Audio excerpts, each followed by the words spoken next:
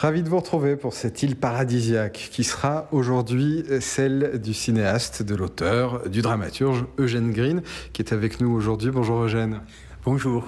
Alors Eugène, l'idée centrale de cette île paradisiaque est de se déconnecter de son quotidien pour rentrer dans l'imaginaire musical d'un artiste. Est-ce que vous pourriez peut-être d'abord nous décrire votre quotidien ? Parce que j'ai le sentiment, vous qui voyagez beaucoup, qui écrivez beaucoup, qui filmez dans différentes langues, que votre quotidien n'a jamais rien de semblable au jour qui précède. Oui et non, parce que j'ai certains rituels que je respecte presque tout le temps. Le seul moment où c'est pas tellement possible, c'est pendant les tournages, effectivement, parce qu'un tournage, c'est 12 heures par jour et je ne fais que ça. Mais encore qu'il y a des fins de semaine. Mais sinon, normalement, dès que je me lève, enfin, je prends ma douche et puis voilà, j'ai fait ça quand même. Mais après, je sors dans un café et j'écris pendant au moins une heure et demie. Et après, si je n'ai rien de précis, après, je rentre et je mets ce que j'ai écrit dans l'ordinateur. Mais à part ça, effectivement, il n'y a pas vraiment de rituel. Oui, ça dépend, ça change tout le temps. Ça dépend d'où je suis, ce que je suis en train de faire, etc. La musique est présente et même un rôle central dans absolument tous vos films. Est-ce qu'on pourrait peut-être commencer par évoquer biographiquement où la musique commence à prendre place dans votre existence ? Où apparaît-elle ? Étiez-vous nourrisson, encore à l'état fœtal ? Expliquez-nous. Disons que même très petit, si j'aimais entendre des chansons, des choses comme ça, mais comme je ne vivais pas dans un milieu très cultivé, je n'ai pas eu de contact avec la musique, disons, qui m'intéresse le plus avant l'adolescence. En fait, à partir de la fin de l'enfance, je commençais à m'intéresser aux comédies musicales, qui est un niveau musical pas très élevé, mais disons que ce qui y avait d'intéressant, c'est le fait que c'est de la musique qui participe à une action dramatique et donc et avec des paroles, une musique vocale. À partir de, disons, 11-12 ans, je commençais à avoir un contact avec la musique dite classique, je ne sais pas comment qualifier ça, et ça m'a tout de suite touché.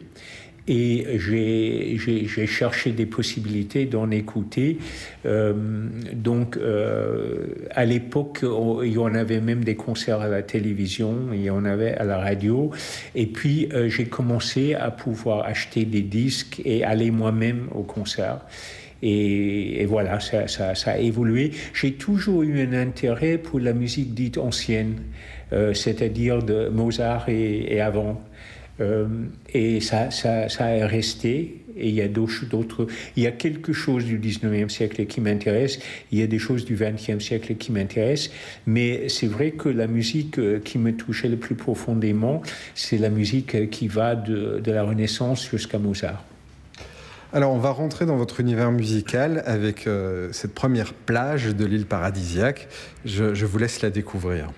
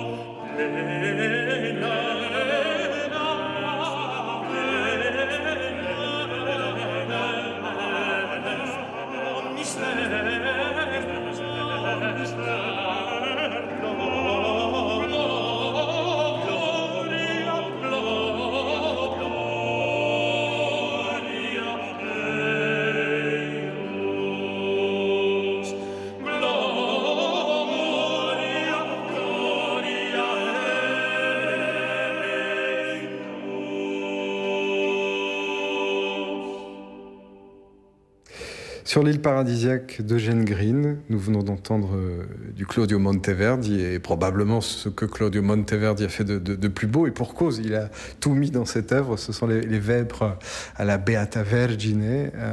On vient d'entendre Rinaldo Alessandrini, Eugène Green. Alors expliquez-nous pourquoi ceci est votre premier choix. Monteverdi, c'est un peu pour moi un phare pas seulement de la musique, mais de la civilisation occidentale. C'est un peu l'équivalent de Shakespeare, et d'ailleurs, ils étaient à moitié contemporains. Et c'est que ce soit dans des opéras donc profanes, dans le couronnement de Popée, par exemple, un opéra où presque tous les personnages sont méchants et expriment des choses très cyniques, et une grande aussi c'est aussi un opéra très érotique, mais que ce soit donc dans un opéra comme ça ou dans les vêpres de la Vierge, qui est une œuvre d'une très haute spiritualité, mais c'est la même énergie qui est toujours spirituelle finalement, même quand elle sert à exprimer quelque chose de mal, de mauvais, parce que ça part en fait d'un sentiment de l'énergie spirituelle dans l'univers et aussi de l'humanité. C'était, comme Shakespeare, un très grand connaisseur de l'âme humaine. Et le morceau qu'on vient d'entendre, c'est un des sommets de l'écriture musicale de Monteverdi. Alors, ce qui est très émouvant, et d'ailleurs Jacques Tournier, le grand traducteur de Scott Fitzgerald, l'explique, c'est de trouver la tombe de Monteverdi, qui est cachée dans un petit coin au fond de cette église magnifique, où d'ailleurs sont enterrés des prélats sous des gisants énormes en marbre, où il y a le triangle de Canova aussi. Et puis il y a la tombe de Monteverdi qui est minuscule, avec généralement une rose posée dessus. Ça aussi, c'est très poétique. Oui, je pense que Monteverdi, c'était une figure publique, mais c'était quelqu'un, je pense, qui ne cherchait pas le pouvoir par la musique, qui faisait la musique puisque il en avait besoin pour vivre, non pas au sens matériel, mais que c'était l'essence de son être, c'était l'expression musicale. Et il a eu quand même la fortune d'être reconnu comme un grand musicien à son époque, ce qui n'est pas toujours le cas des grands musiciens. Mais effectivement, c'était pas un grand personnage public, ni même disons un grand. Il a toujours pu vivre de sa musique, mais ce n'était pas un grand homme d'affaires comme Cavalli, par exemple, qui a fait vraiment une grande réussite commerciale, bien que ça ait été aussi un grand musicien. Mais Monteverdi, c'est un peu, c'est une figure très touchante, un peu comme Borromini aussi, qui était dévoué avant tout à son art. Et justement, on peut tracer un parallèle très clair entre tous ces gens qui ont fait exploser le cadre dans lequel ils exerçaient, que ce soit Borromini, que ce soit Shakespeare ou Monteverdi. De Shakespeare, par contre, vous avez écrit un essai en essayant de cadrer, si tant est que faire se peut, l'être humain qu'il était. Et là aussi, on peut trouver des parallèles entre Monteverdi et Shakespeare. Le fait qu'effectivement, dans la correspondance de Monteverdi, tout ce qu'on trouve, alors qu'on espère trouver l'essence de sa création, c'est une négociation de cachet ou se plaindre que tel timbalier soit pas optimal.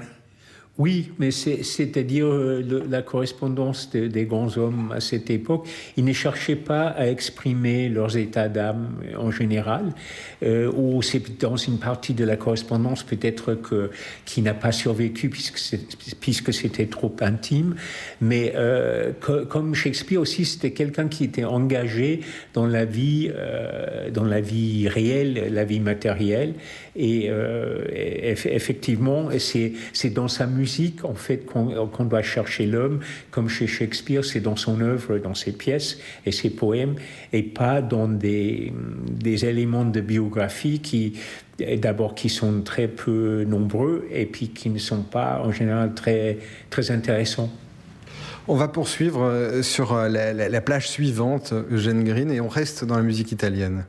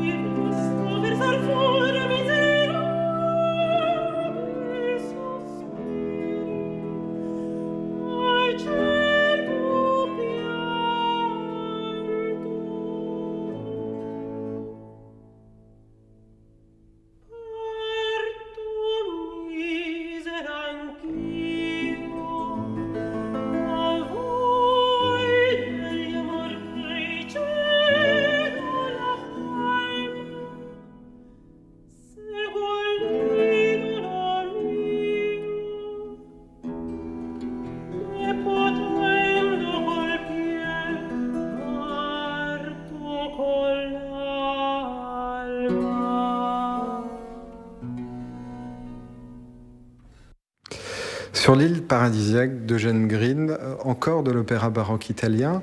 Alors là, on rentre dans un compositeur qui est plus un compositeur de Happy Few, c'est-à-dire composer une des plus belles scènes de fête de village qui soit, c'est Mazzocchi.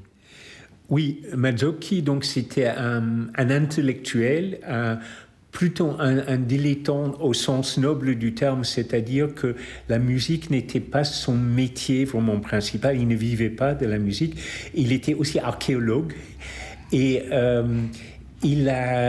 ses opéras n'étaient pas joués comme ceux de Monteverdi dans des théâtres publics, mais au Teatro Barberini, donc qui était dans un théâtre privé, dans un palais. Et son seul vrai opéra complet, c'est la Catena d'Adone, dont on vient d'entendre une scène très impressionnante. Mais c'était un génie de l'expression du style récitatif, donc le nouveau style inventé à la fin du XVIe siècle, dont le but était d'exprimer par la rhétorique musicale le sens et l'émotion des paroles. Et personne n'est allé aussi loin de lui, je pense, en tout cas dans l'écriture monodique, dans l'expression extrême. Et dans cette scène, en fait, donc l'évanouissement de Falsirena, elle vient d'être conduite par Adone, et donc elle fait une crise d'hystérie, mais c'est une crise d'hystérie qui suscite des émotions très profondes chez l'auditeur à cause de tous ces effets musicaux, de dissonances, d'intervalles très étranges. Et c'est une œuvre qui est difficile à jouer, mais ça vaut la peine qu'on la monte parce que c'est vraiment une œuvre un peu unique.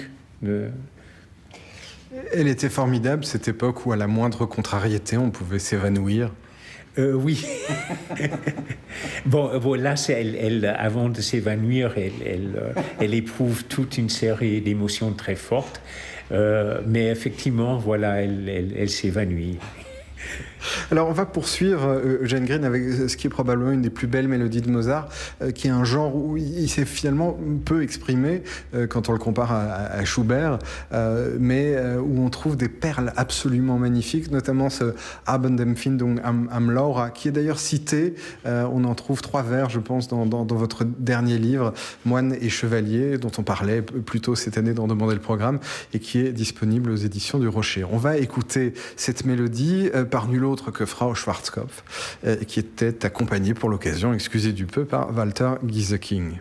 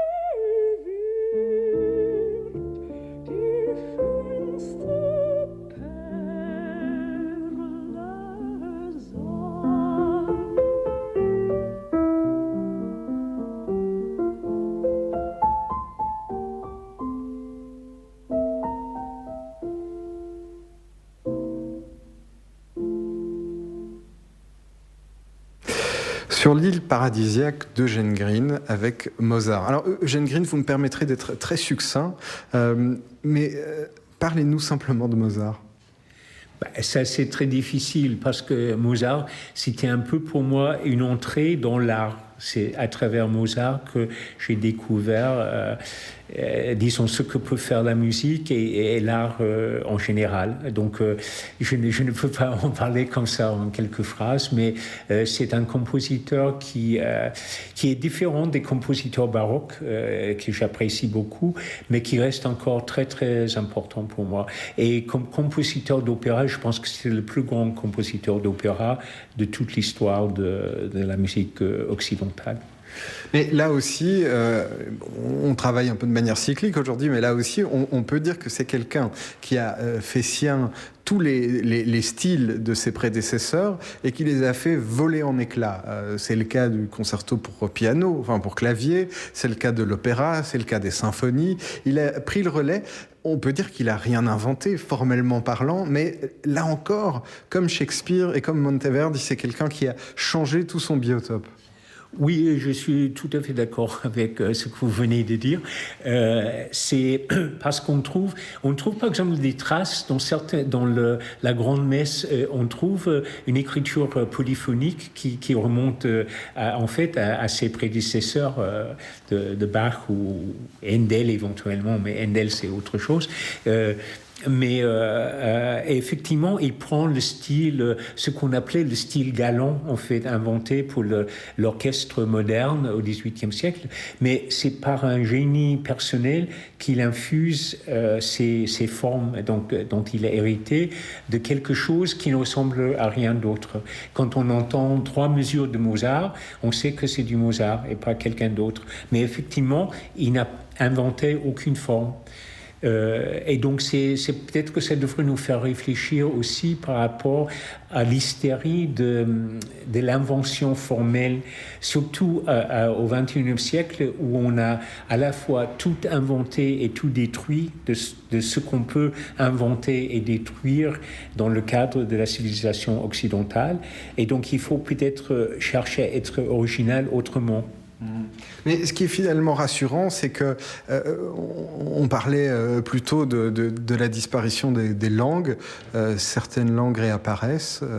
Parfois, l'univers fait le ménage lui-même. Rome a été mis à sac 2 fois et mon Dieu, les pierres sont toujours là, alors que les barbares qui l'ont envahi, eux, sont 6 pieds sous terre depuis longtemps. Il y a parfois une sorte de justice immanente par rapport à ces grandes destructions. Oui, mais disons que les grandes destructions ne sont jamais suivies immédiatement d'une renaissance à partir de ça. Il faut toujours que du temps s'écoule. Et donc, si on est vraiment arrivé à ce qu'on peut parfois penser à l'époque des invasions barbares, voilà, de nouveau, on ne va pas avoir la renaissance Mais oui, il y a une continuité dans l'histoire de l'humanité. Si l'humanité ne réussit pas à s'anéantir complètement, ce qui est aujourd'hui possible, il y a toujours de l'espoir parce qu'il y aura toujours une continuité. D'ailleurs, Eugène Green, on va passer au compositeur suivant et je crois que ça fait une petite demi-heure que je me dis, j'ai face à moi l'un des plus grands spécialistes des idiomes et j'ignore absolument comment on prononce le nom de Federico Mompou. Alors vous allez peut-être me corriger. Et je pense que si on prononce selon la phonétique catalane, ce serait Frédéric Mompou. On n'en était pas si loin finalement et on est en tout cas sur votre île paradisiaque en sa compagnie.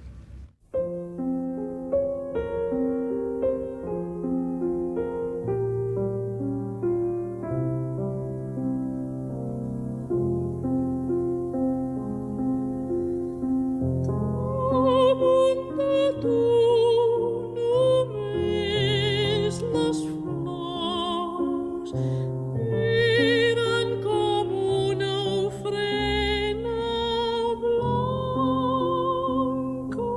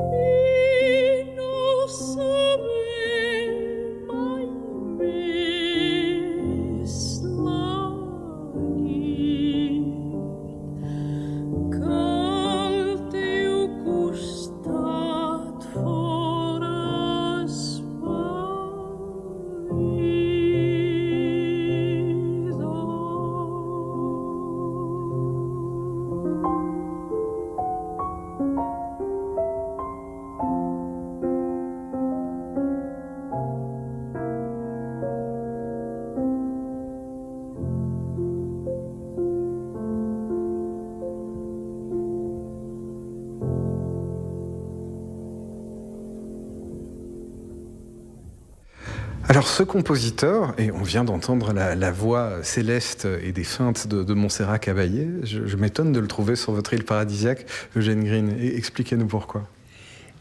Parce que je pense qu'il représente, en fait, il représente la fin de la tradition initiée par Mozart, c'est-à-dire c'est la mélodie savante accompagnée de piano, et que Montpau faisait partie un peu de la mouvance de Ravel ou de ses collègues catalans comme Ibanez et c'est une tradition qui me touche et que aussi il représente quelque chose d'important pour les Catalans, puisqu'il y a eu une effervescence de la musique catalane au début du XXe siècle, et à un moment où les Catalans, comme depuis toujours d'ailleurs et comme encore aujourd'hui, les Catalans sont en lutte pour défendre leur identité et leur possibilité de vivre normalement dans leur langue.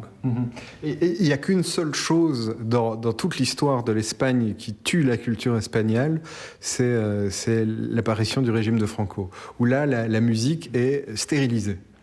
Oui, mais les compositeurs étaient là, donc ils ont dû partir en exil ou se taire pendant un certain moment. Par exemple, Manuel de Falla, qui n'était pas catalan, mais qui était très lié au compositeur catalan de Barcelone. Lui, il est parti en exil en Argentine, où il était très malheureux. Montpau, il s'est tu pendant quelques années, et puis il a commencé à écrire de la musique, puisque c'était aussi une façon de résister. Donc la culture catalane continue en fait.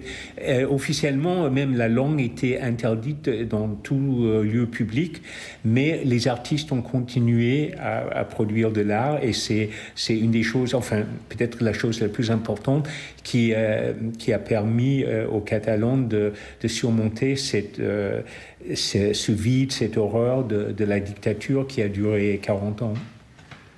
Alors, on va dans un instant écouter du Benjamin Britten, un extrait d'une nuit d'été, Midsummer's Night Dream, donc vu que l'anglais est provisoirement toléré, Eugène Green.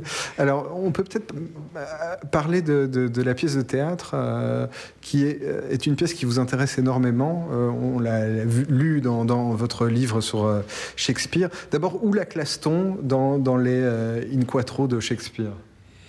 C'est-à-dire dans la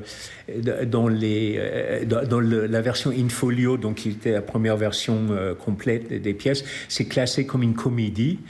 Effectivement, il y a beaucoup d'éléments comiques, et ce n'est pas une tragédie non plus, ni un drame historique, mais c'est une pièce très très riche, effectivement. C'est un des premiers très grands chefs-d'œuvre de Shakespeare, et donc le livret que Britten en a tiré avec Peter Pierce, ça réduit bien sûr la pièce, il ajoute une autre dimension par la musique.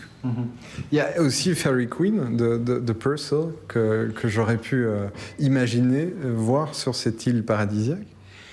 Oui, c'est la très jolie musique, mais en tant que pièce, œuvre scénique, c'est ce qu'ils appelaient un demi-opéra, c'est-à-dire et je ne l'ai jamais vu jouer. Je pense qu'ils utilisent le songe d'une nuit d'été comme base, et donc avec en fait, c'est l'équivalent anglais de la comédie-ballet en France, c'est-à-dire c'est une pièce de théâtre avec des intermèdes qui n'ont pas forcément un très grand rapport avec la pièce de théâtre. Mais c'est très joli, mais bon, voilà, je ne l'ai pas choisi pour mon île déserte, mais c'est une œuvre que j'aime beaucoup. Si je peux raconter une petite anecdote à propos de l'île paradisiaque, parce qu'une fois j'étais dans une rencontre d'écrivains, je ne sais pas comment ils appelaient ça. Et oui, c'était sur des écrivains qui avaient un lien aussi avec les arts plastiques. Et tout le monde a été réuni à un certain moment devant un public, et sans qu'on ne soit prévenu, on a posé la question: si vous deviez partir sur une île déserte, quelle œuvre emporteriez-vous? Et je ne me souviens plus ce que j'ai dit, mais il y avait parmi les écrivains, il y avait Jean Clair. Et lui, il a dit, si je partais sur une île déserte, ça veut dire que l'œuvre que j'emporterais avec moi serait exposée au vent et à la pluie et serait détruite. Donc moi, j'emporterais avec moi une œuvre de Jeff Koons. Et j'ai trouvé ça très bien, je suis d'accord avec lui. Cela étant dit, dans votre dernier roman, des personnages, loin d'être sur une île paradisiaque, se retrouvent dans une forme de réclusion absolue. Et lui tourne autour de deux œuvres essentielles, c'est la Divine Comédie et la Bible. On aurait pu y ajouter Shakespeare. Oui, mais c'est un Italien qui ne sait pas l'anglais, je pense, en tout cas qui ne lit pas Shakespeare dans le texte. Mais pour lui, comme il n'a droit qu'à 2 livres, voilà, il demande la Bible et Dante. Et Boccaccio, non. Non.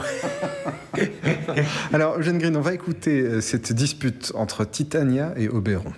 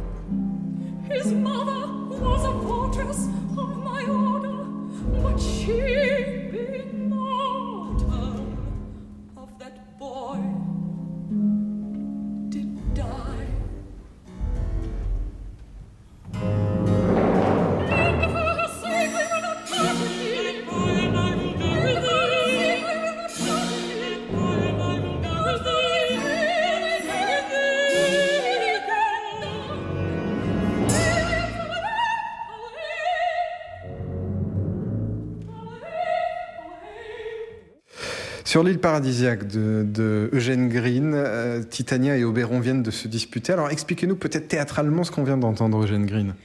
C'est-à-dire, c'est le roi et la reine des fées, et que Titania, donc la reine, elle a dans sa suite, parmi ses suivants, un jeune garçon indien à qui elle tient beaucoup, et Oberon veut le prendre aussi pour ça comme page à sa cour, et donc il y a une dispute entre eux, et Oberon donc décide de se venger d'elle d'une manière très cruelle. Alors, Eugène Green, on termine par du fado, à cette Amalia Rodriguez qu'on va entendre. L'un de vos plus beaux films, d'ailleurs, contient une double scène de fado, où vous mettez en lumière quelque chose dont vous avez déjà parlé dans l'émission, mais j'y reviens parce que c'est tellement beau.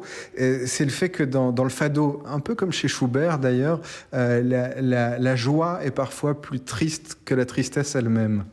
Oui, là, il y a une scène dans la religieuse portugaise où Aldina Duarte, qui est actuellement avec Comené, une des deux plus grands fadistes actuels, elle chante deux morceaux. L'un est très dramatique, très tragique, et le deuxième semble, la mélodie est très entraînante et semble joyeuse, mais en fait, le texte est très triste aussi, et c'est après le deuxième morceau que les ruines, jouées par Léonore Baldac, qu'elle verse une larme.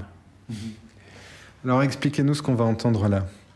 Alors, c'est Gaivota, donc le fado, c'est une forme de chant traditionnel né probablement au début du 19e siècle dans des milieux très populaires à Lisbonne, mais au moment d'Amalia Rodrigues, qui est considérée comme la plus grande fadista, elle a commencé à travailler avec des musiciens plus savants et avec des poètes aussi. Et donc, ce fado, qui est un des plus beaux qui existe, Gaivota, le texte est par Alexandre Humil, qui est un poète un peu surréaliste portugais de la première moitié du XXe siècle. Et la musique est d'Alain Ullmann, qui est né à Lisbonne d'une famille française émigrée et qui a écrit certains des plus beaux fados d'Amalia. Merci Eugène Green de nous avoir accueillis sur votre île paradisiaque. C'est toujours un tel plaisir et un honneur de vous avoir avec nous. On va donc se quitter avec ce fado.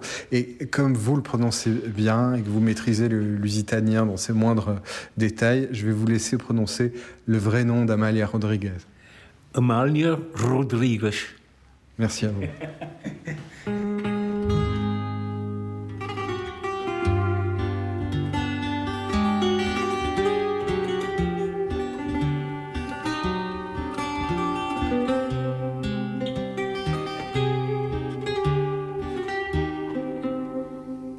Uma gaivota viesse trazer-me o céu de Lisboa no desenho que fizesse,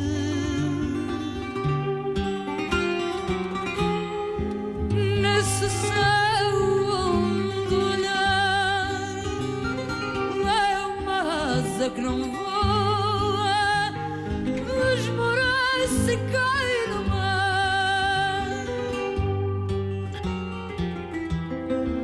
Que perfeito coração,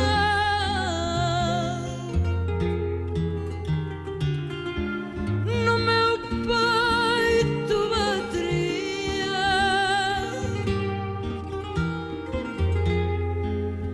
Meu amor, na tua mão, nessa mão onde cabia perfeito meu coração.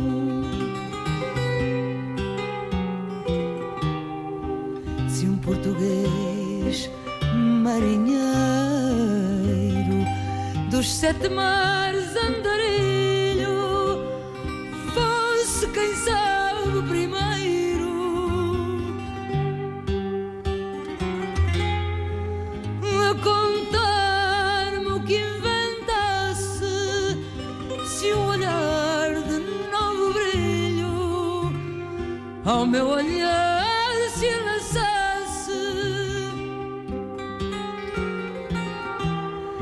que perfeito coração,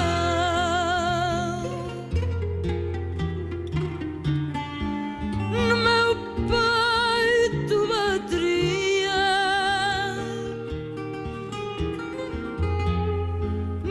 Meu amor, na tua mão, nessa mão onde cabia perfeito o meu coração. Se ao dizer adeus à vida. As aves todas do céu me descem na despedida.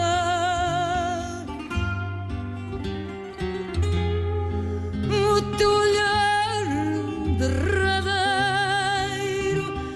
esse olhar que era só teu, amor que foste o primeiro,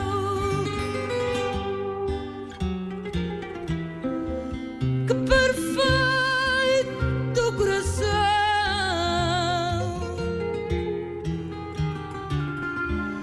morreria no meu peito.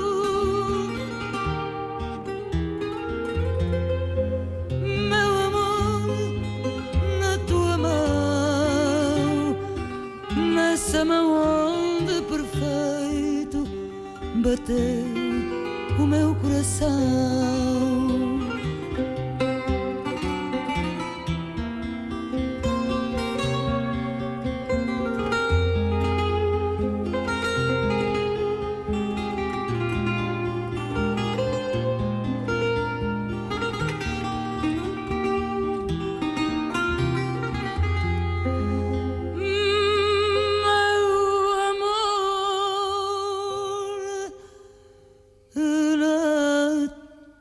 Tua mão,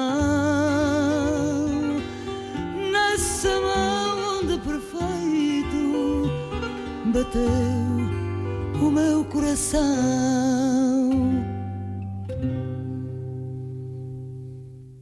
Musique 3. L'île paradisiaque.